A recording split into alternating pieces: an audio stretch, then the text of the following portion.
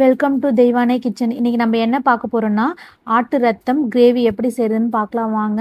நீங்கள் எல்லோரும் ஆட்டு ரத்தம் பொரியல் செஞ்சு தான் சாப்பிட்ருப்பீங்க. நாங்கள் செய்கிறது போல் கிரேவி செஞ்சு சாப்பிட்டு பாருங்கள். சூப்பராக இருக்கும். இட்லி, தோசை, சாதத்துக்கூடலாம் அட்டகாசமாக இருக்கும். ஆட்டு ரத்தம் கிரேவி செய்ய தேவையான பொருட்கள் என்னென்னு பார்க்கலாம் வாங்க. கடலெண்ணெய் எடுத்து வச்சுருக்கேன். ஆட்டு ரத்தம் 3 ரத்தம் எடுத்து வச்சுருக்கேங்க. நாங்கள் மட்டன் வாங்கிட்டு வந்தோங்க. அதில் இருக்கிற கொழுப்பையும் எடுத்து வச்சுருக்கேங்க. 3 மீடியம் சைஸ் தக்காளி, 4 பட்டை, 4 லவங்கப்பூ, 2 கொத்து கருவேப்பிலை, ஒரு பெரிய சைஸ் வெங்காயம், ஒரு பெரிய தேங்காயில் அரை முடி தேங்காய் துருவி வச்சுருக்கேங்க. 2 டேபிள் ஸ்பூன் குழம்பு மிளகாய் தூள், 2 டேபிள் ஸ்பூன் மல்லித்தூள், 1 டேபிள் ஸ்பூன் தனி மிளகாய் தூள், 8 பச்சை மிளகாய், 15 சின்ன வெங்காயத்தை மிக்சியில் அரைச்சி வச்சுருக்கேன். 2 டேபிள் ஸ்பூன் இஞ்சி பூண்டு விழுது எடுத்து வச்சுருக்கேன்.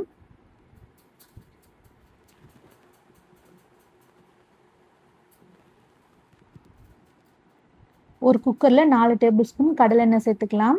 எடுத்து வச்சுருக்க பட்டை வகைகளை சேர்த்துக்கலாம்.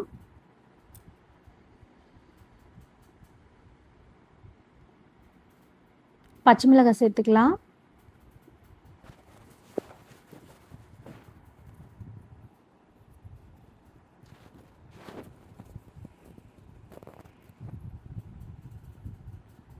வெங்காயம் சேர்த்துக்கலாம்.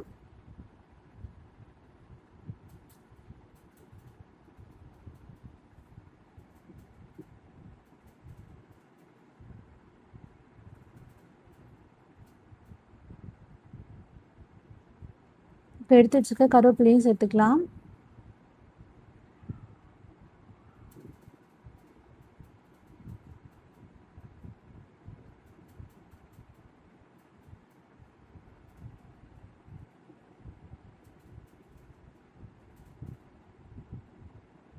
கால் டீஸ்பூன் மஞ்சள் பொடி சேர்த்துக்கலாம்.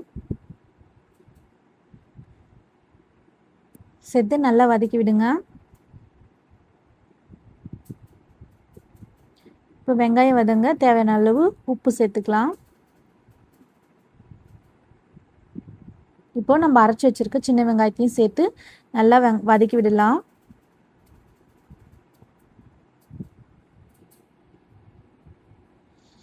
வெங்காயம் நல்லா வதங்கி பச்சை வாசனை போய் வதங்கி வர அளவுக்கு வதக்கிக்கலாம்.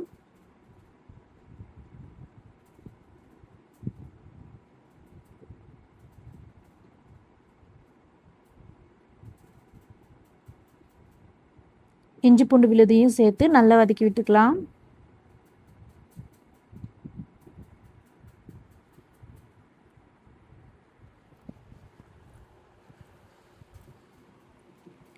நல்லா இஞ்சி பூண்டு பச்சை வாசனை போகிற அளவுக்கு வதக்கி விட்டுக்கலாம். நம்ம எடுத்து வச்சுருக்க கொழுப்பையும் சேர்த்து அதையும் நல்லா வதக்கி விட்டுக்கலாம். மட்டன் கொழுப்பு அப்புறம் ஆட்டு குடலில் வரும் தோஞ்சல் சேர்த்து ரத்தம் செஞ்சிங்கன்னா இன்னும் சுவையாக இருக்கும்.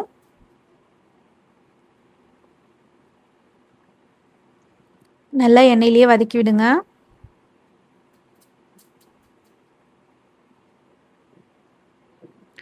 இப்போ நம்ம கட் பண்ணி வச்சுருக்க தக்காளி சேர்த்துக்கலாம்.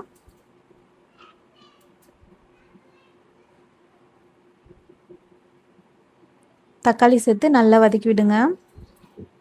தக்காளி நல்லா வதங்கி வந்த பிறகு நம்ம எடுத்து வச்சுருக்க மிளகாய் தூள் சேர்த்துக்கலாம். நாங்கள் 2 டேபிள் ஸ்பூன் சேர்த்துருக்கோங்க. நீங்கள் உங்கள் காரத்துக்கு ஏற்ப கூடவோ குறைக்கவோ செஞ்சுக்கோங்க.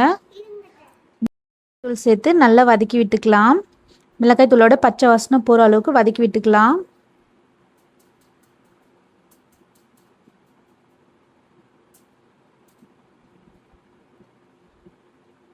கொஞ்சம் தண்ணி சேர்த்து நல்லா வதக்கிக்கலாம்.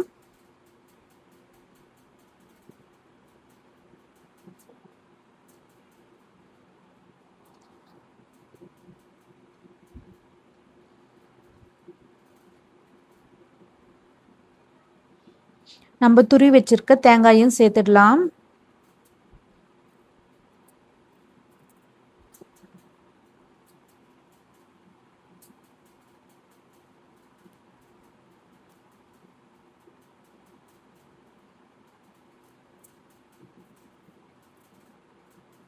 குழம்புக்கு தேவையான அளவு உப்பு சேர்த்துக்கலாம்.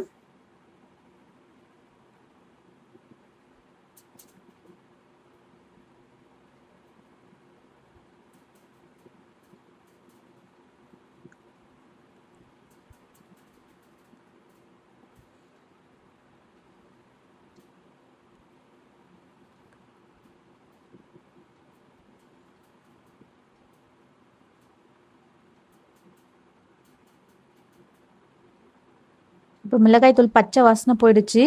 நம்ம எடுத்து வச்சுருக்க ரத்தத்தை உடச்சி குழம்போடு சேர்த்துக்கலாம்.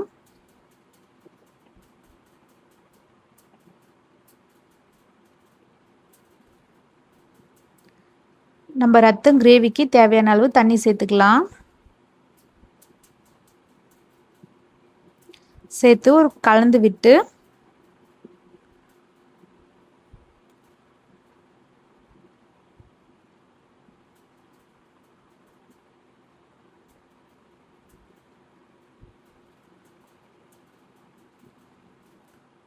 உப்பு கரெக்டாக இருக்கான்னு செக் பண்ணி பார்த்துட்டு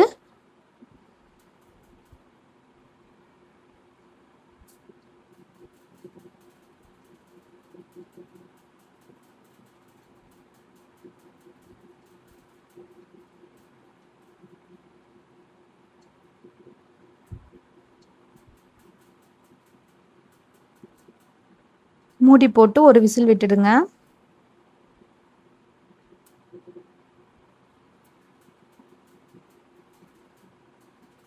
இப்போ மூடி திறந்து ஒரு 5 நிமிஷம் குழம்பு கொதிக்க விடுங்க. நல்லா கொதிச்சு வந்துருச்சு பாருங்கள். நம்ம ஆட்டு ரத்தம் கிரேவி சூப்பராக ரெடி ஆகிடுச்சு. மேலே எண்ணெய் பிரிஞ்சு வந்திருக்கு பாருங்கள். நம்ம கொத்தமல்லி தழை தூவி கிரேவியை ஆஃப் பண்ணிடலாம். இந்த கிரேவி சூப்பராக இருக்கும். இட்லி, தோசை, சாதத்துக்குடியெல்லாம் சுவையாக இருக்கும். நீங்களும் நாங்கள் செஞ்சது போல் ஆட்டு ரத்தம் கிரேவி செஞ்சு சாப்பிட்டு பார்த்துட்டு எப்படி இருந்துச்சுன்னு எங்கள் சேனலுக்கு கமெண்ட் பண்ணுங்கள், லைக் பண்ணுங்கள், ஷேர் பண்ணுங்கள். எங்கள் சேனல் பிடிச்சிருந்தா சப்ஸ்கிரைப் பண்ணுங்கள். தேங்க்யூ.